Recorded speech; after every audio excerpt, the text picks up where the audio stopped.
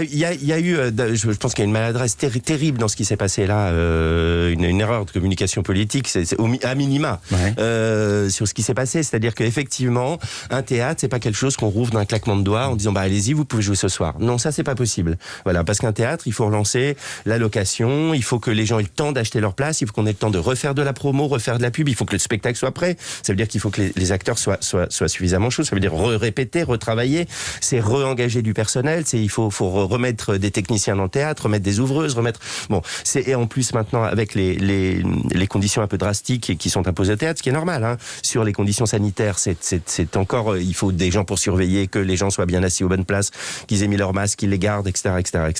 Bon, tout ça fait que c'est un long processus qui engage de l'argent, puisque le problème du théâtre, c'est que c'est un art qui dépense de l'argent avant d'en gagner. C'est-à-dire qu'au moment où on arrive à la première représentation, le producteur a déjà dépensé à peu près l'essentiel de l'argent qu'il avait dépensé pour monter le spectacle. Sylvain Merle, je voyais lever les yeux au ciel parce que vous avez un masque à l'annonce de cette date, le 7 janvier. Qu'est-ce que vous pensez de cette prise de décision du gouvernement et de l'exécutif? Bon, c'est une date. Après, ensuite, on sait très bien que les théâtres ne rouvriront pas le 7 janvier. Ça a été annoncé.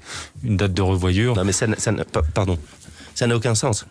Ça n'a aucun sens le 7 janvier. Parce que le 7 janvier, on va faire un point, on sera 15 jours après Noël. Vous pensez bien que 15 jours après Noël, on sait très bien que les chiffres du Covid auront monté, il ne sera pas question de rouvrir. Ça voudra dire qu'on réexaminera la situation, 15 jours après, le 20 janvier. Le 20 janvier, on va réexaminer la situation, on ne pourra pas rouvrir à minima, avant donc mi-février. Moi, je pense très honnêtement qu'il vaudrait mieux nous dire maintenant, vous allez rouvrir en mars ou en avril, et avoir une certitude, une certitude, un objectif précis là-dessus, que nous dire, rien ne serait pire que nous dire vous rouvrez fin janvier, puis vous fermez mi-février, puis vous repartez en mars.